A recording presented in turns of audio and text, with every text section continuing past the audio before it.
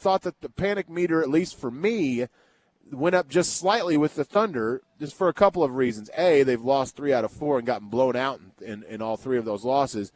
B, Sam Presti may or may not be on the verge of doing something very un-Presti-like, which is making 2 trades before the trade deadline. I feel like that never happens. And C, we were starting to see Kevin Durant and Russell Westbrook both would have played if not for getting blown out. Season highs in minutes last night, and they've been on minutes restrictions all year. So it's all of that stuff to me finally got my panic meter to move from 0 just a smidge. What about you? Yeah, just a smidge. I think you're a couple of things here. One is Phoenix isn't going away. Like, they're making moves too. They don't plan on just rolling over. And we've always assumed it's going to be them and not the Spurs because they're the Spurs. But catching either one of them, it's just not going to be easy. Like, they're not going to give it up. You're going to have to really earn it. You're going to have to get hot. And, look, the thing is, everybody in the West it's not just you guys. Everybody in the West is in an arms race right now. And Lopez can fit what you're doing if he's healthy. I mean, that's kind of the caveat with him. Now you're trying to deal with him directly, them directly. It's going to be interesting to see what you'd have to give up in a deal because, Lance Stevenson seems to be out of the picture on that deal now. So, it's a 2-team deal. It might be too much to give up. It'll be interesting. But he does, when healthy, fit what you need. I mean, he is a very, very good offensive threat in the post, and he's better on defense than he gets credit for.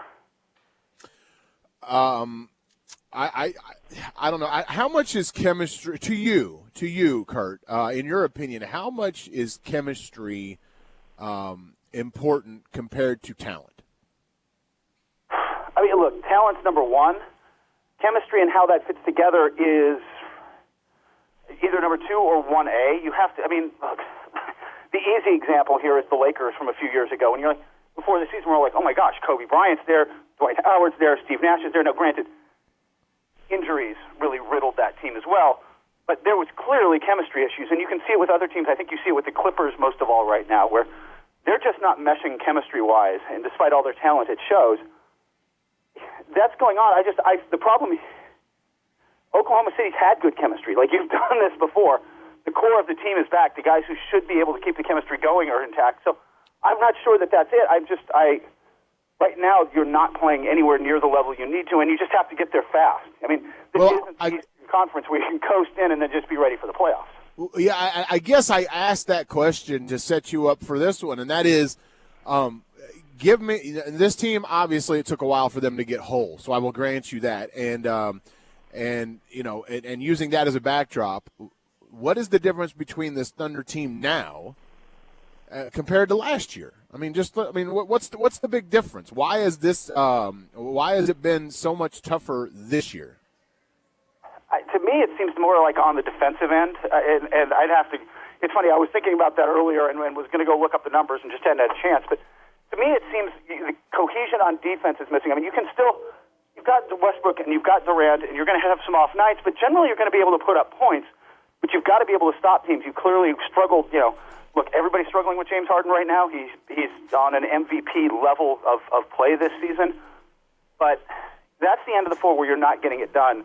That's the end of the floor where you've got to start getting it done. You've got to start getting some key stops. So to me, and the chemistry is more important on that end of the floor. It's hustle and chemistry as much as it is. Hey, it helps to have Serge Ibaka. Don't get me wrong, but you've got to have people playing good in front of him, and you're just not there right now. I know you say that defense is the main issue, you think. Does it strike you odd then that maybe their best interior defender in Perkins would be included in this trade for Brook Lopez? I'm not high on Perkins just because he's such a detriment offensively, and I don't think he brings as much. Look, he brings something on defense, but it's not as bad as much as you would think. The numbers have always said the team's almost just. It's the reason Steven Adams should get minutes. That Perkins, as much as everybody there loves him in that locker room, isn't on the court as hell. Unfortunately, he's just not the 2008 Perkins. And like I said earlier, I will add, Brooklyn's defensive numbers were a lot better with Lopez on the floor. Like, he is not a great defender, but he knows how to use his size well enough to clog the paint and do some stuff. So he doesn't hurt you like people think on that end. Kurt Helin with us, ProBasketballTalk.com, part of the NBC Sports Network. He joins us on the Little Caesars Hot and Ready Hotline. We're at Homeland in Edmond. What do you make of all of the moves that the Cavaliers have made? Are they enough to get them kind of going, or how do you feel about that? Now, if you're looking for a team searching for chemistry desperately, Right. Yeah, I mean, that's a team that well, the problem there is, in your case, it's just rekindling everything. It's getting it back to where it was. It's this is a team that's had success. There, it's clearly a search. They've rebooted. To me, that this was an admission that the group they had didn't work, and it was time to try, LeBron's Cavs version 2.0, basically. Like, we're going to, reboot this thing. Mozgov, I like in the paint. I think, look, he's a solid NBA center. He's not spectacular, but he's solid. He defends the rim pretty well. He can score a little. He can do a little bit of everything. J.R. Smith's going to put up points, but you got chemistry questions. And speaking of a team that just doesn't play defense, that's the end of the floor that's killing them. And I don't know that anybody they got outside of Mozgov helps them that much. They won last night against it was a really entertaining game against the Lakers, but they didn't look all that great. They beat the Lakers, but they didn't look all that great doing it, and the Lakers aren't very good. I got a feeling they're in a lot of trouble tonight because they turn around and play the Clippers. And for all the Clippers' flaws that we discussed, the Clippers, they're still a good team. Kurt, I see on your Twitter, and by the way, if you want to follow Kurt on Twitter, at Basketball Talk, you describe yourself as a wannabe foodie. I know this is kind of off topic, but what's your number one crazy, like I can't believe I just ate that food experience? Oh, you know what? I'm a really adventurous eater, so I've gone to where I used to live in the Los Angeles area in a city called Torrance was not is now anymore because they've moved, but was home to Nissan and Kia and Toyota, and so there was this great influx of Asian restaurants, and there were a few that there was this sushi place near us that was clearly aimed at the people who'd moved there from Japan. There wasn't names on the menu in English.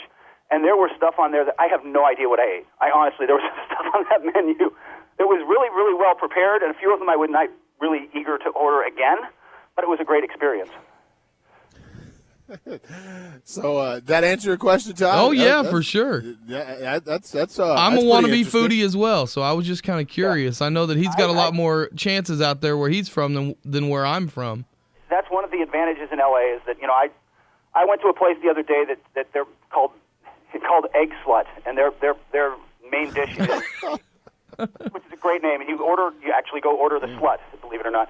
But it's like a soft poached egg, like a kind of a really runny yolked poached eggs in really creamy, almost soupy mashed potatoes, and they give you bread to dip it with, and it took like 2 years off my life because the heart attack's coming earlier, but it was really good.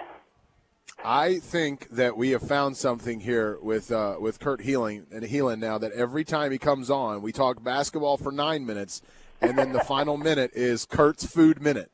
I think that's what we need to do, Kurt's Food Minute. We will talk to you later, Kurt. Thanks for the knowledge. Take care, guys. Thanks, Kurt. All right, man. Kurt Helin on the Little Caesars Hot and Ready Hotline.